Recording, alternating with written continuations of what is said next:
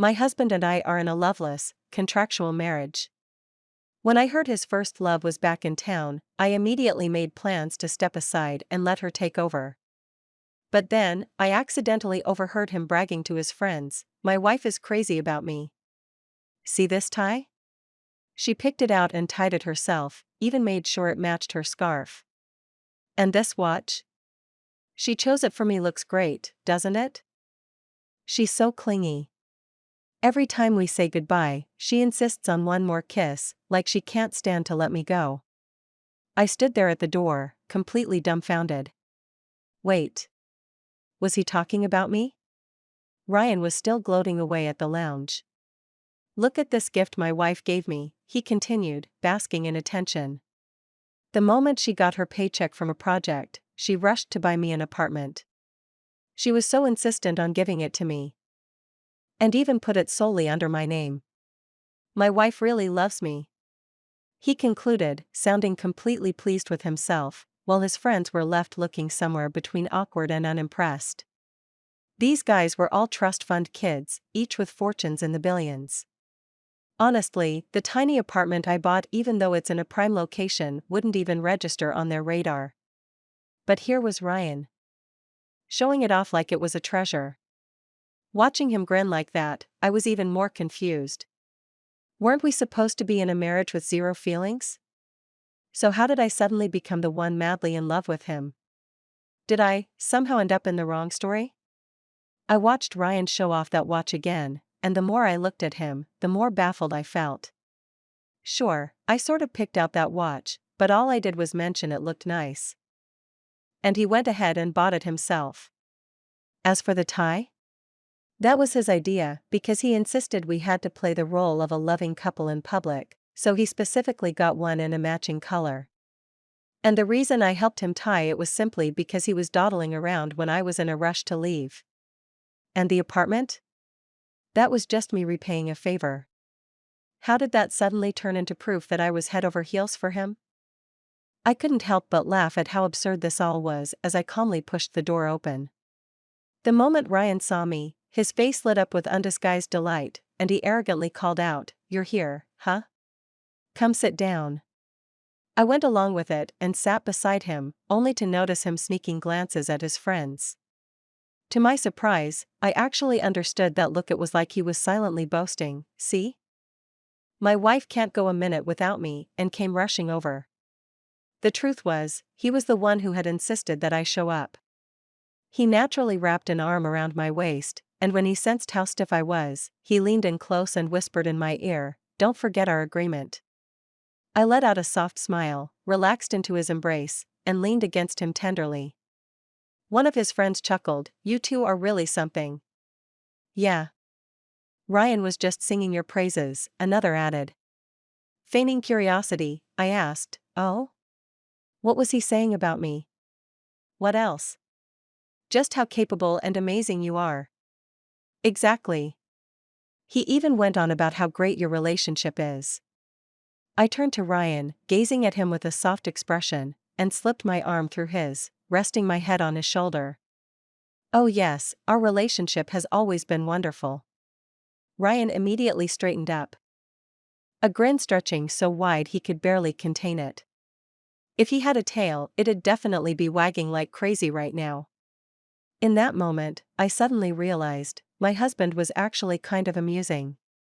Ryan eagerly started introducing me to his friends. "This is Mr. James from the Romanoff Group, his family is in the medical devices business. And over here is someone from Allers Corporation." He was relentless in his introductions. But the tone didn't quite feel like he was just introducing buddies. It was more like he was trying to line up business contacts for me. My wife's family had some issues before, but now she's taken the helm of their company, Sunset Group, and is leading it to a fresh start. You all have known me for years, so if you can, do give her a hand. My wife is truly impressive.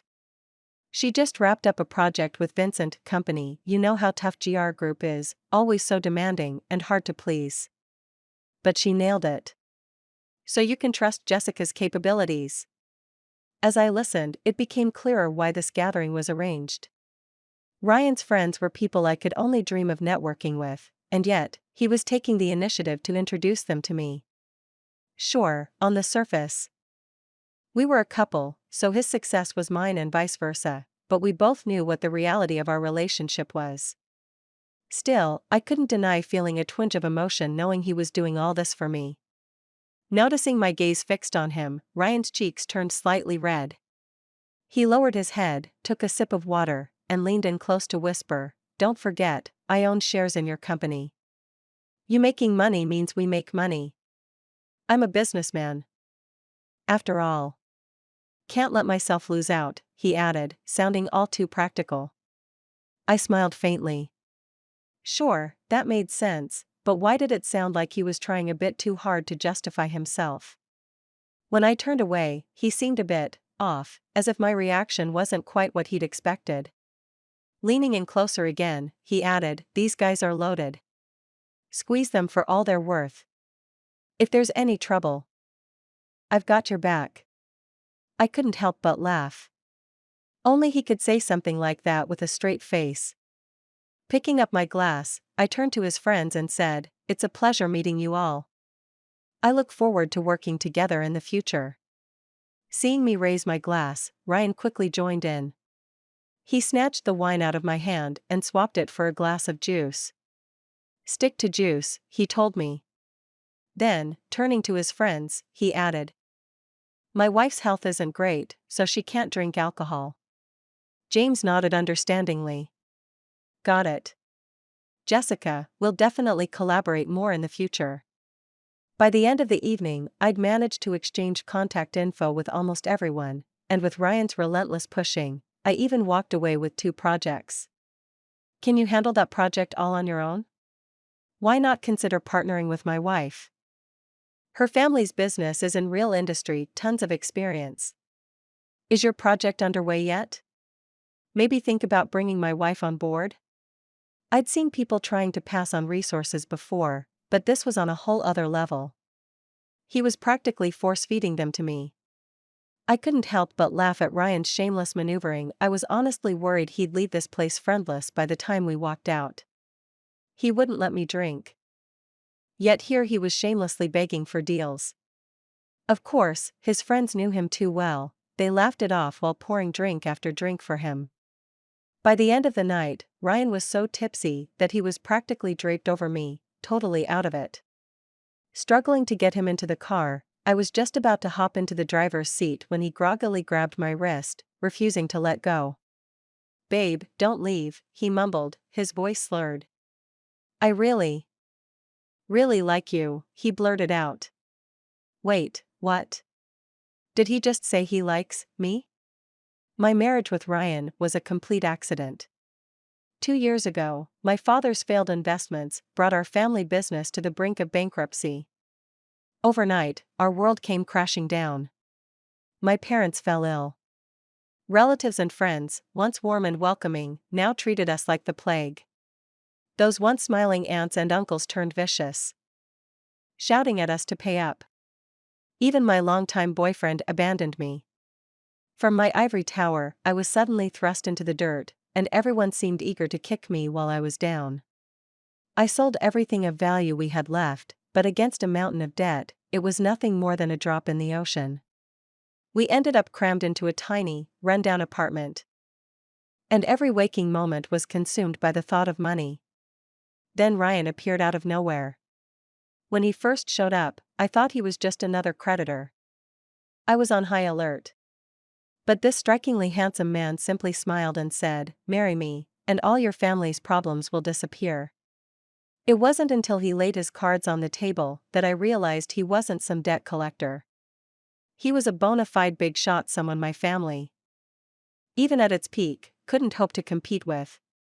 But his offer felt too good to be true, so I couldn't help but scrutinize it. "Miss Jessica, I admire you," he began. "I've seen some of the projects you led back in school. Sure, they were a bit raw, but your ideas were bold, your thinking innovative, and your attention to detail impressive. I believe that under your leadership, Sunset Group could be revitalized." "I'm a businessman," he continued. "I don't do charity work. I'm here because I see potential in you. I know you can turn a profit for me. At that time, I was eager to take over my family's business, but I'd barely graduated before everything fell apart. I knew I had skills, but no place to put them to use. So when someone offered to help me, I was naturally overjoyed. But why marriage? I asked. There are countless other ways to help: contracts, joint ventures, even performance-based agreements. Because I need a wife, he said bluntly. And I think you fit the bill. Ryan explained that he was in negotiations with a lip corporation, and the project was crucial for his family's business. Mr. Alip values family stability in his partners. He believes those who maintain harmonious households are more dependable and committed, Ryan explained. I believe you can play the role of a perfect wife. It made sense, I suppose, but something still felt off. But back then, I was desperate. Someone was willing to lend a hand, and I was too grateful to question it. I was honest with him. I can agree to a contract marriage, but I have to be upfront: I'm emotionally unavailable. I just broke up with my boyfriend and have no intention of entering a romantic relationship anytime soon. In this arrangement, I'd prefer to keep emotions out of it. I gave a bitter laugh. At that point, who was I to even think about love? And, as you can see, my family situation is a mess. You've misunderstood, Ryan cut me off. He seemed almost frustrated. He looked off into the distance, lost in thought. There's someone I've always loved. You probably know her, Marilyn Swan. She's the one person I can never have. If I can't marry the one I truly want, then I might as well marry someone who's a good fit. Jessica, I believe you can help me make money. Nothing more. Don't read into it. I just hope you won't let me down. I confirmed once again, so, this is strictly business. Absolutely, strictly business. With a gentlemanly grace, he extended his hand. Then, Miss Jessica, here's to our partnership. To our partnership, I echoed. And so, with a contract marriage as our foundation and business as our glue, we forged this arrangement. But now, I glanced at the man currently clinging to my arm, his head resting heavily on my shoulder. I was lost in thought. Wasn't this supposed to be a purely transactional arrangement, devoid of emotions? So why was it starting to feel like he had switched up a totally different script on me? After a lot of stumbling and struggling, I finally managed to get Ryan back to his room, once again reminded of the stark difference in strength between men and women. This man, when drunk, clung to me like a sloth, refusing to let go. It took forever just to coax him onto the bed. I helped him out of his jacket, took off his shoes and socks, unbuttoned his shirt, and tidied up his belongings. As I looked at him sprawled out on the bed, I couldn't help but think of that smug expression he had when he was bragging to his friends about the small apartment I supposedly bought him. In reality, that apartment was simply a token of appreciation to repay him. When Ryan and I began our arrangement, he generously bought my parents a place, saving them from the nightmare of being homeless. Despite our contract marriage, I never felt comfortable accepting his generosity for free. So when one of my recent projects wrapped up with decent profits, I used the money to buy him that apartment. It wasn't a luxurious place, just a modest one close to his office, where he could occasionally rest between his busy schedule. But Ryan insisted that, since we were technically husband and wife, this should count as marital property, and demanded we split it equally. After a long back and forth, I ended up conceding, and the apartment was now co-owned by both of us. I stared at Ryan, passed out with his limbs splayed every which way, and couldn't help but think about the divorce papers lying in my own room. Should I go through with it? Sunset Group had indeed weathered the worst and was now slowly regaining its footing. All thanks to Ryan's help. But if I brought up divorce now, it would feel like I was just discarding him after getting what I wanted. The reason I had my assistant draft those papers was twofold. Firstly, I didn't want to keep being indebted to Ryan. And secondly, the woman he'd been obsessed with, Marilyn, had finally returned. Ryan had done so much for me, while I could only repay him so little. If he still loved her, I wanted to give him the freedom to be with the one he truly desired.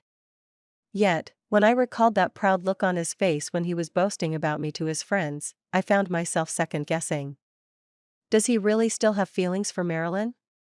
Or perhaps, does he still love her at all? Jessica, breakfast is ready downstairs. Okay. I hastily shoved the divorce papers into the drawer, trying to act nonchalant as I headed down. Ryan was at the dining table, casually sipping his coffee while scrolling through the morning news. The remnants of his hangover added a hint of fatigue to his face, but somehow, it only made him appear more mature and composed. Honestly, Ryan was a very handsome man. His features were sharp and defined, with strong brows, piercing eyes, and a high, straight nose. When he wasn't smiling, he had an air of cold authority that could make people keep their distance. I used to think I wasn't into men with such an imposing presence. My ex-boyfriend was the complete opposite, gentle, soft-spoken, the type who could be described as a Prince Charming. I had thought he was steady and dependable, but, well, I couldn't really blame him. It wasn't about looks. After all, self-preservation is just human nature. But Ryan? Strangely, I didn't dislike him. In fact, I felt like his personality perfectly matched his commanding appearance, a face that naturally carried the aura of someone always in control. Noticing that I'd been staring, Ryan's lips curved into a barely there smile. This man, he was truly an enigma. After breakfast, Ryan brought it up himself. I'll drive you to the office today. That's okay, I quickly declined. It's out of your way. And it's Monday. You have your morning meeting, don't you? It's on the way. I actually have a meeting near your company. Seeing how eager he seemed, I didn't push back any further. But my mind was still in turmoil, thoughts tumbling over each other. As his car slowly pulled up to my office building, I couldn't hold it in any longer. Marilyn's back. Did you know? Oh, yeah, I heard. Ryan's expression shifted, his gaze dropping as if he were deliberately avoiding mine. But the turmoil in his eyes was unmistakable. I couldn't quite understand why my heart twisted uncomfortably at his reaction, but at the same time, I felt like this was how it was supposed to be. Well, I'll head up. See you later. Okay. See you tonight. Watching him drive away, looking as if he had something weighing on his mind, I let out a bitter chuckle. Jessica, what happened last night was just a fluke. You shouldn't be expecting more. Pulling myself together, I quickly buried my emotions and dove into work mode. With Vincent's project successfully completed, I've managed to turn the tide for Sunset Group, restoring its brand reputation. Leveraging Ryan's influence, I even secured a few new projects. My schedule was packed to the brim, and I was busy coordinating every detail, personally overseeing each task. By the time I finally wrapped up for the day, it was nearly 7 p.m. Dragging my tired body out of the office, I was caught completely off guard to find someone waiting for me downstairs. Terry, my ex-boyfriend. He looked just the same as ever. The same gentle patience, that familiar smile in his eyes as if we had never broken up. Jessica, long time no see. But that tender smile felt misplaced now, making me uncomfortable. We found a nearby cafe to catch up. After all, we had known each other for years and dated for 4, there was no need for awkward small talk. The moment I sat down, I began wolfing down food. I was starving. Terry watched with that ever-present soft smile. Jessica, you really haven't changed a bit. No, I've changed a lot. I raised my left hand, showing off the ring on my finger. I'm married now. For the first time. A faint crack appeared in Terry's gentle demeanor. Did you do this to get back at me? You're overthinking it. I know. I shouldn't have left, but I had no choice. My mother was. It's all in the past, I cut him off, keeping my tone calm. There was no point in revisiting who was right or wrong. Back then, I'd seen too much of the dark side of human nature, and to be fair, Terry had been one of the more decent ones. He broke things off cleanly, extricating himself from the mess that had engulfed my family. We were merely dating, perhaps I shouldn't have expected so much from him. I'm sorry. There's no need to apologize. Everyone makes their own choices, and I don't blame you. It's just that. Just that it was a shame. He was the first man I had truly loved, someone I once thought I would spend my life with. But life is unpredictable. What? He prompted. Nothing. I gave him a polite smile. Everything happened as it was meant to. Things are good now. Sunset Group is on the rise again, and everything is heading in the right direction. Yes, you're still the fearless Jessica Swan. No obstacle can stop you. I just smiled faintly, not responding. The pain of facing those obstacles wasn't something I cared to share. So why did you reach out today? Was it just to reminisce? I missed you. I wanted to see you. Terry's eyes bore into mine, the same intense gaze from when we were in love. I deliberately turned away. No matter what my relationship with Ryan was, I was his wife in name. Don't say things like that again. It's awkward for me, and undignified for you. But Jessica, it's the truth. I regret it. I can't bear to let you go. I looked at the man in front of me, scrutinizing his so-called remorse. And for the first time, I saw through to the insincerity beneath it. A bitter smile tugged at my lips. Jessica, even the man you once loved turned out to be so disappointing. If you hadn't mentioned regrets, I might have thought better of you. Jessica. I'm married. My husband treats me well. Let's not meet again, I don't want him to misunderstand. I picked up my bag and turned to leave, but Terry grabbed my arm. Jessica. Is he really good to you? Are you sure he's not deceiving you?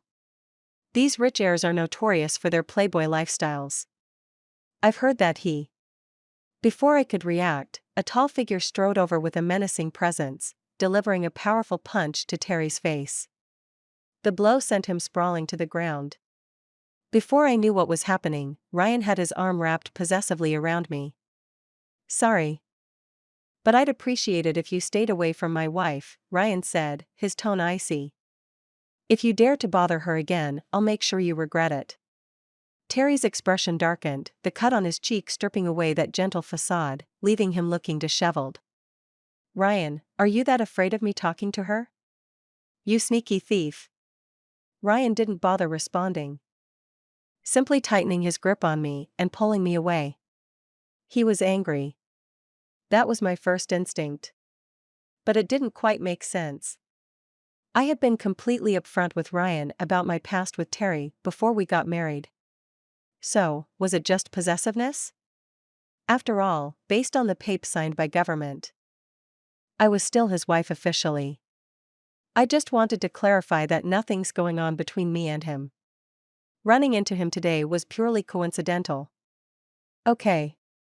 I promise, I'm your wife. I would never do anything to betray you. Okay. Ryan was still upset. But I had no idea how to placate him. Though we had been married for 2 years, most of our time was spent working together, side by side in the business world. In our private life, I barely knew him. I sat stiffly in the passenger seat, feeling awkward and out of my depth. The only thing I could do was try to analyze the situation rationally. Yes, Ryan and I had a contract marriage, but we always maintained an outward appearance of a loving couple.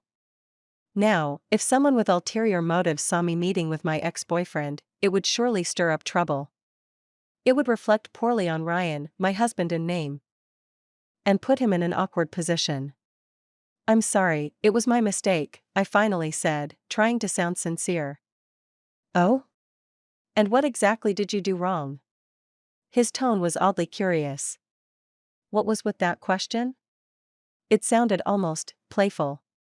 Taking a deep breath, I chose my words carefully. I understand that. As your wife, even if it's just a marriage on paper, I should adhere to our agreement and fulfill my role. I shouldn't do anything that might cause misunderstandings. You don't have to worry.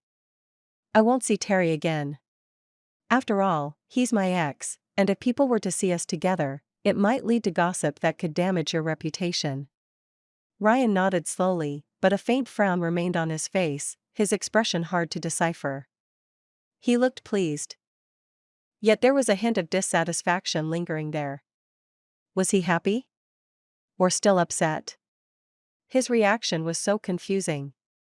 Honestly, trying to understand Ryan was like fishing in the deepest part of the ocean. You never knew what you might pull up. Lately, it's become glaringly obvious that Ryan has been throwing a bit of a tantrum, though I can't quite put my finger on why. For instance, just the other day, Ryan offered, "I'll drive you to work." I politely declined, "No, it's alright, I'll just take a cab." He shot back with that infuriatingly sarcastic tone, "Ah yes, it's always more convenient to go alone, makes it easier to meet whoever you want." "Okay then, I'd appreciate the ride," I relented. "And then there was lunch, let's have lunch together," he suggested. "No need. I'll just grab something quick in the cafeteria," I replied casually. "Of course," he retorted. "It's not about what you eat, but who you eat with, right? After all, I'm just your husband in name." A luxurious seafood bento box I prepared is clearly no match for the Sunset Group's cafeteria slop. "When will you get here?" I asked, giving in. "I'm heading up now," he said, sounding somewhat mollified. "And yet another time, why are you still working overtime? Didn't we agree you'd be home by 8? When did we establish an 8 p.m. curfew?" I wondered.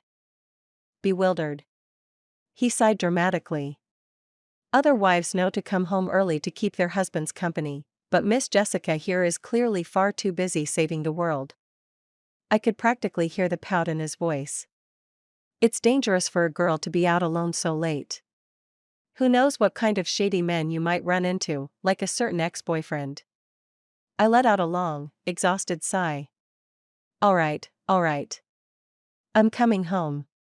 "No need." He countered instantly, "I'll come up and keep you company while you work late." This entire charade left me speechless. I was completely at a loss, trying to figure out what had gotten into him. Just when I was still puzzling over it, Ryan suddenly appeared in front of me, holding a meticulously tailored evening gown. He was dressed in a matching suit, looking impeccable as always. "Tonight, accompany me to a charity auction," he said. "All right." It was the only answer that made sense, and yet I couldn't shake the feeling that there was something more going on beneath the surface. The charity gala was a dazzling affair, filled with an impressive mix of veteran actors, popular young stars, and top-tier girl groups. As I casually glanced around to take in the scene, Ryan's sarcastic voice came from beside me. "I guess I really am getting old, can't quite match the energy of these young people," he muttered. "Oh my God, how long is he going to keep sulking?" I thought in exasperation. But, considering he was my real boss, it was in my best interest to placate him. So, I turned to him with a bright smile and said, "All their good looks are just painted on. How could they compare to my husband? Who's naturally handsome and effortlessly outshines these celebrities?" I wasn't done yet. "Besides, they're all about appearances. Unlike my husband, who's a real powerhouse behind the scenes." Ryan's lips twitched upward in a self-satisfied smirk. "Naturally." Well, he was surprisingly easy to appease. His mood visibly lifted, and the rest of the evening seemed to go smoother. At one point, my gaze lingered on a pair of emerald earrings up for auction, catching Ryan's attention. Without hesitation, he insisted on buying them for me, mistaking my interest for desire. In truth, they simply reminded me of a pair my mother had to sell long ago.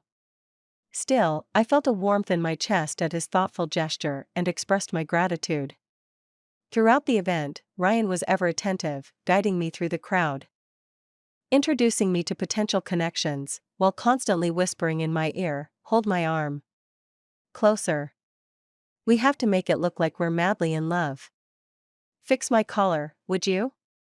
Can't you see the paparazzi snapping away over there? Take it slow, I brought a pair of flats for you to change into.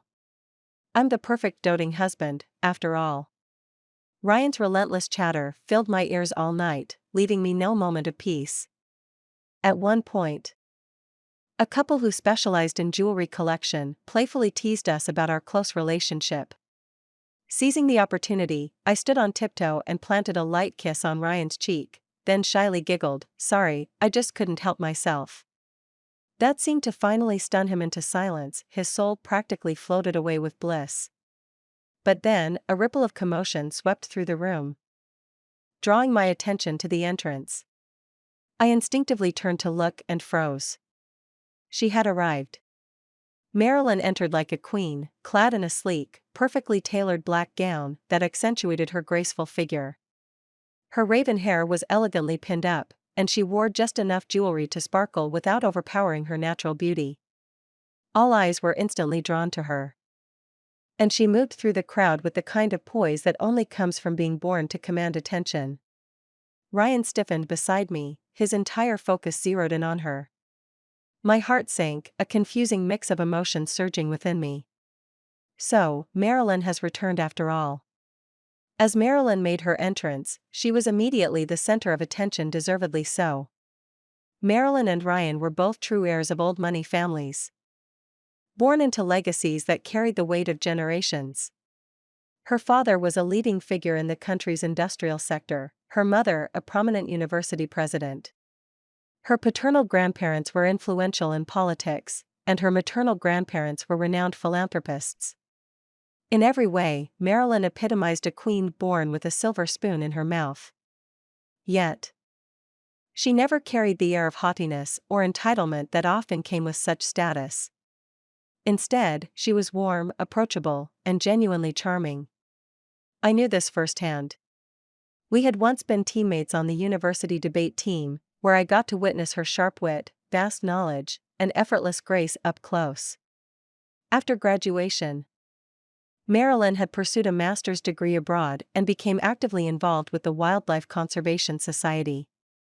Over the years, her commitment to charity had earned her widespread admiration and respect in the upper echelons of society. So, it was no wonder Ryan would be attracted to someone like her. I glanced at him and noticed his gaze fixated on her, his expression more complex than ever. With a light nudge to his arm, I said, "Do you want to go over and say hello?" "What?" "Oh, no," he stammered, quickly averting his eyes. "I don't want to bother her. It might be awkward." His gaze flickered with hesitation, almost like he was wrestling with some inner turmoil. My heart softened at the sight. Even someone as proud and confident as Ryan seemed vulnerable and unsure in front of the person he truly cared about. I gently patted his shoulder and gave him an encouraging smile. "Ryan, you're an amazing guy. There's no reason to feel insecure. And besides, Marilyn's a genuinely kind person. Come on, be brave, young man." To my surprise, Ryan turned to me with a look of complete confusion. "What are you talking about?" he asked, his brows furrowed. I blinked. Wasn't it obvious? But as I stared back at him, I suddenly felt like I was missing a crucial piece of the puzzle. Ryan's bewildered expression wasn't that of someone pining for a lost love. It was something else entirely, something I couldn't quite put my finger on. The evening continued on, lively and bustling. Ever since Marilyn's arrival, Ryan seemed to have quieted down, no longer coming up with excuses to force our loving couple act. Taking advantage of his distraction, I slipped away to the buffet to indulge in some snacks, treating myself for surviving the evening so far. I was happily enjoying my little feast when a soft, familiar voice reached my ear. "Jessica, is that really you?" I almost thought I was mistaken. Startled, I quickly set down my plate and turned around, smiling warmly as I greeted her. "Marilyn, long time no see." "Sorry, I saw you were busy earlier, so I didn't want to interrupt," she said apologetically. "Oh, don't be silly. You and I are practically battle comrades. We both chuckled at the old reference. Back in university, preparing for debate competitions had been an intense time of brainstorming and strategizing together. Marilyn always joked that we were like soldiers in a war, bound by a shared mission. Now, 3 years later, she looked just the same, radiating that familiar kindness. Marilyn's expression turned gentle as she asked, "Is everything better with your family now?" "I'm sorry, I couldn't do more to help back then." "What are you talking about?" "You already did more than enough," I replied sincerely. When my family had gone bankrupt, everyone around us had distanced themselves like we were the plague. Even my boyfriend of 4 years had broken up with me. But from halfway across the world, Marilyn had wired me 100,000 yuan. It might not have solved all my problems, but it was a lifeline and, more importantly, a testament to her friendship. She was careful to protect my pride, insisting it was just a loan that I could repay once my family recovered. Though I'd returned the money since, the kindness of that gesture remained. Grateful and a little emotional, I held her hand as we chatted about old times and what she planned to do next. But just as the conversation was getting good, Ryan showed up. His expression was hard to read, eyes darting between me and Marilyn like he'd just walked in on some secret. Without warning, he wrapped a possessive arm around my waist, almost as if to stake his claim. "Hey," he said abruptly, "Mendoza's CEO is over there. Let me introduce you." Marilyn smiled knowingly and teased, "Looks like you cherish her quite a lot. I guess you've finally gotten your wish." I blinked. "Huh? What do you mean by that?" Ryan's expression tightened. "Don't listen to her nonsense," he muttered, a bit too quickly. Confused, I wanted to ask Marilyn if we could catch up later, but Ryan was already tugging me away. She just waved me off with a smile, seamlessly turning back to engage another high-profile guest. Once we were far enough away, Ryan finally spoke, his voice low and tense. "I knew she was back in town, but I haven't been in touch with her. Not once." "Oh," I responded, not quite sure what he was getting at. He seemed to get frustrated by my nonchalant reaction, his tone becoming defensive. "I'm a responsible man, Jessica. I don't mess around with old flames or get tangled up in unresolved feelings. You're my wife, and I'm committed to you." "All right," I replied simply. His brow furrowed deeper. "I mean it," he insisted. Seeing him get so worked up, I couldn't help but laugh a little. "I believe you, Ryan. I trust your character, you're not the type to cheat. But if there's still something between you and Marilyn, it's better to let me know sooner rather than later. I won't stand in your way if you two can work things out." I even patted his shoulder, trying to show that I was totally fine with it. I wanted to come across as supportive and generous. But instead of calming down, Ryan's face twisted into an expression of utter disbelief. Like I'd just fed him a mouthful of something bitter. Honestly, what is up with this man? I just can't seem to figure him out. After the charity gala, Ryan seemed to stop sulking and being passive-aggressive. However, he now had a new strategy, constantly making his presence known. His latest obsession? Dragging me along to public events, using every opportunity to show off how loving we were. Right now, the media sees me as the perfect husband, devoted to my wife. If we suddenly break up, it could tank the company's stock value, he explained with an earnest look, his dark eyes almost childlike in their sincerity. I could only sigh and nod. "Fine, don't worry. If we do split, we'll do it quietly and gradually. We wouldn't want to disrupt your business interests, right?" Ryan fell silent at that. His expression grew complicated. Like there were a million things he wanted to say but couldn't find the words. Before I could ask him what was on his mind, my phone rang. Seeing Marilyn's name on the screen, I stepped aside to take the call. But as soon as I hung up and turned around, I found myself colliding right into Ryan's chest. "Were you eavesdropping on my call?" I asked, narrowing my eyes. Ryan stiffened, his neck flushing slightly as he defended himself. How can it be eavesdropping when it's a matter between husband and wife? I'm just keeping an eye out for any clueless guy who thinks he can steal you from me. I couldn't help but roll my eyes. Marilyn's art gallery is opening soon. She's invited me to the event. Do you want to come? Ryan's face twisted into a scowl. Why is she inviting you? Of course I'm coming. Actually, no. I shouldn't. As a considerate husband, I should keep my distance to avoid any unnecessary gossip. Wait, what? I asked, confused by his sudden change of heart. Never mind, I shrugged. It's up to you. Ryan leaned in closer with a mischievous glint in his eye, his voice dropping to a low whisper. Remember, you've got an 8 p.m. curfew. But her gallery opening is at 3 p.m. I teased, raising an eyebrow. I was thinking of inviting you for dinner afterward, but if that's how it is, I'll just go with Marilyn instead. Don't worry, I'll be back by 8. The second he heard that, Ryan immediately backtracked, his expression one of sheer panic. Forget everything I just said. Let's go together, okay? I'll pick you up. Honestly. This man's mood swings were giving me whiplash. Marilyn's gallery was a fascinating mix, featuring not just masterpieces by well-known artists, but also experimental pieces from up-and-coming talents. All the proceeds from the artworks would go towards charity. As I watched her gracefully addressing the crowd, I couldn't help but smile. She was still the same admirable woman I had always looked up to. When Marilyn caught sight of me amidst the guests, she walked over and asked with her signature warm smile, "What do you think of the exhibit?" It's amazing, I said. I was actually thinking of buying that sunflower painting.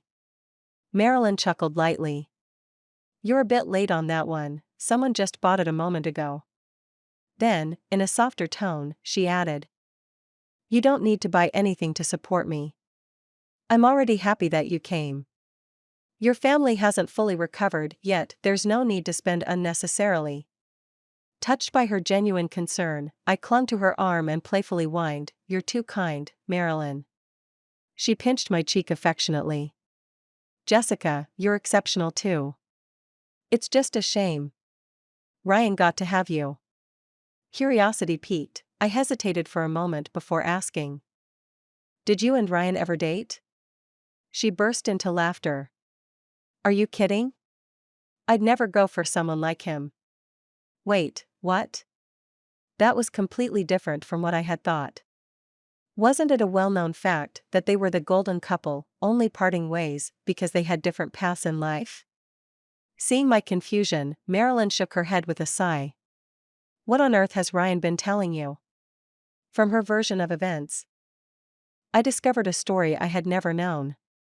Back when Ryan was in college, he had a huge crush on you, Marilyn explained, her eyes twinkling with amusement. He found out you were on our debate team, so every time he came by with coffee for the whole team, it was really just an excuse to see you. His intentions were so obvious, I saw through him right away. She added, laughing. He even tried to recruit me to help him win you over.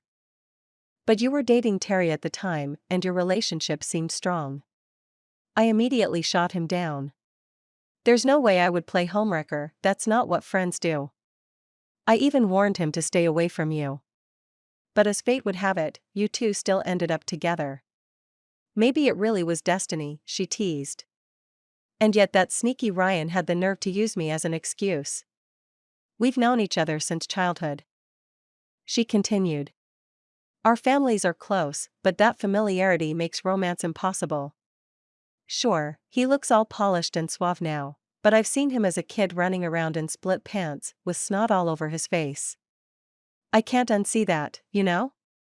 She shook her head with mock disdain. I was stunned. These were things I had never known, secrets buried beneath years of misunderstandings. Hearing it from Marilyn, it was as if the fog had finally lifted, revealing the hidden truth behind Ryan's actions. A warmth blossomed in my chest, spreading like a soft glow. There's no such thing as destined love, it's just someone patiently, quietly laying the groundwork all along. Marilyn, noticing the flush creeping up my face, gave me a teasing smile. Ryan's a good guy, you know. A bit naive, a touch arrogant. But he's clean. He hasn't fallen into the traps of wealth and excess, like so many others in his circle. He's someone you can rely on. I know, I said softly, my cheeks growing hotter. He's always been so good to me. I lowered my head, feeling a surge of affection. Ryan's awkward attempts to show he cared suddenly made perfect sense. It was hard not to feel a little giddy, knowing just how long he'd been planning all this. After the gallery opening, I could hardly contain my excitement. I was eager to see Ryan. Everything suddenly made sense, the clumsy excuses, the showy displays of affection, and all those times he'd gone out of his way to help me. Knowing what I knew now, this man was undeniably endearing. I booked a table at his favorite restaurant, giddy at the thought of having dinner together. In my mind, I rehearsed the scene. He would probably pretend to be aloof and tease me. Weren't you supposed to have dinner with Marilyn? Now you remember you have a husband? But I knew him too well. A little coaxing from me, and he would inevitably give in, taking my hand with that familiar warmth and saying, "A husband having dinner with his wife is only natural. Let's go." I had to admit I did have feelings for Ryan. Otherwise, I wouldn't remember every little nuance of his expressions and tone so clearly. 2 years of genuine companionship had made this man an irreplaceable part of my life. I wanted tonight to be perfect, so I put on a formal outfit, did my makeup meticulously, and wore the emerald earrings he had gifted me. I arrived early at the restaurant, my heart full of anticipation. But time ticked on, and he never showed up. I called him multiple times, only to be met with the monotone ring of unanswered calls. I sent texts that went unreplied. Growing more anxious by the minute, I eventually reached out to his assistant, only to hear that Ryan had left hours ago. As night fell, a deep unease settled into my heart. That's when I got a call from James, one of Ryan's close friends. "Jessica, we were in an accident over on Don Road. Ryan's not doing well. Could you come over as soon as possible?" I jumped up from my seat, my voice trembling as I asked, "Which hospital?" "I'll be there right away." On the way to the hospital, my mind was racing with all kinds of worst-case scenarios. A car accident, how bad was it? Was he seriously hurt? I forced myself to stay calm, determined to stand by him no matter what awaited me. But when I arrived at the scene, it turned out things were not quite what I had imagined. Yes, there had been an accident, but thankfully, no one was injured. Ryan had merely crashed into a roadside lamppost. His luxury car had taken most of the impact, and he seemed physically unscathed. As for Ryan himself, well, he was sitting in the passenger seat, bawling his eyes out. "I've been secretly in love with my wife for years, and now she doesn't want me anymore. She wants a divorce," he wailed. "I'm so unlucky. I finally tricked my wife into coming home with me, and now she wants to leave. What's the point of living? I'm so miserable. I'm just a poor, unloved cabbage, abandoned and helpless." I couldn't help it. I discreetly turned on the recording function on my phone. Ryan's car was stuck on the curb, and he flat out refused to get out, effectively blocking traffic. He was completely lost in his drunken misery, ignoring everyone's attempts to talk sense into him. All he did was cry louder. What a mess. I mentally noted never to let him get this drunk again. It was a total public nuisance. In this moment, I finally understood what Marilyn had meant when she called him simple. James, who was standing beside a very patient traffic officer, offered an apologetic smile. "Please bear with us a little longer, his wife is almost here." I hurried forward, trying to defuse the situation. "I'm so sorry I'm late. I'll get him out of here right away. He's had a bit too much to drink, sorry for the trouble." I must have apologized half a dozen times. Feeling utterly embarrassed for the first time because Ryan was my husband. The traffic officer, unfazed, simply nodded. "You two should talk things out properly." Crying won't solve your problems, and crashing into a lamppost certainly won't either. You're absolutely right, I agreed quickly. James, upon seeing me, looked as if he had just been handed a get-out-of-jail-free card. Jessica. Thank God you're here. He's all yours now. I'm out. James had clearly had enough of Ryan's tearful laments. The moment I arrived, he sprinted away like he was in an Olympic race, vanishing down the street without a second glance. Truly, no wonder he is a worth friend of Ryan. I stood by the car door, my face cold. Get out. I'm not getting out. My wife doesn't want me anymore. She wants a divorce. Ryan wailed dramatically. If you don't get out right now, she really will divorce you. I snapped. It was like a light bulb went off in his head. He blinked at me, staring for a long moment before recognition finally dawned. Baby? You're here? I'm not dreaming, am I? You can slap yourself to check. And to my surprise, he actually gave himself a hard slap. The sound of it made me wince. It clearly hurt.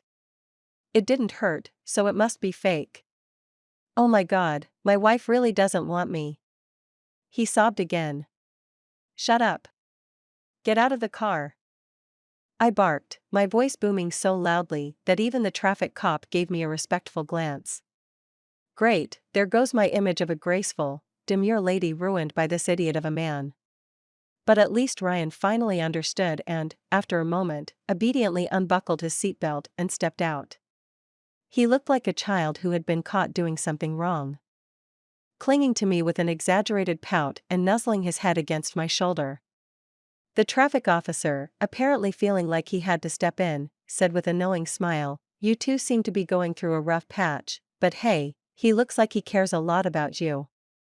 Just remember, communication is key. Nothing shall lead to any domestic violence, all right?" I gave him a tired smile. Of course not, don't worry. We'll definitely. I paused. Turning to glare at Ryan, only to be met with his big, pleading puppy eyes. I couldn't stay mad at him. With an exasperated sigh, I finally managed to drag him into my car. What a chaotic night.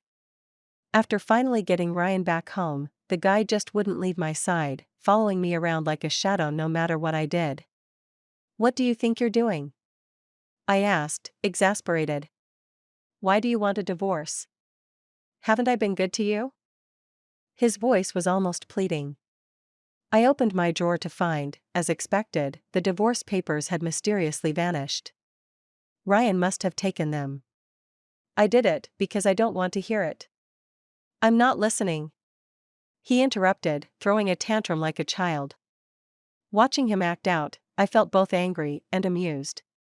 I went about changing, brushing my teeth, and washing my face, trying my best to ignore his intense gaze. But soon, his arms wrapped around me, and he started kissing me relentlessly, his hands wandering. I desperately tried to push him away. It wasn't that I wasn't willing, it was just that the smell of alcohol was overpowering. I covered his mouth. What do you think you're doing? I want to make our marriage real, that way you can't divorce me, he said earnestly. I was so frustrated, I almost laughed. All right, go take a shower first. You think I smell bad? He pouted. Of course I do. I don't want to be with a man who reeks of alcohol. I replied sharply. Ryan looked at me with hopeful eyes. Go take a shower and brush your teeth. I blushed and muttered, I didn't say I wouldn't. At that, Ryan immediately dashed to the bathroom. In less than 10 minutes, he emerged wrapped in a towel, charging toward me. Baby, why don't you check for yourself if there's anywhere I didn't clean properly? He asked, grinning mischievously. I couldn't help but laugh. Are you even drunk? I am, very drunk, he admitted, before showering me with kisses. Though he appeared tough on the outside, in that moment, he was all tenderness, his affection never ending, as he nuzzled me with soft, persistent kisses.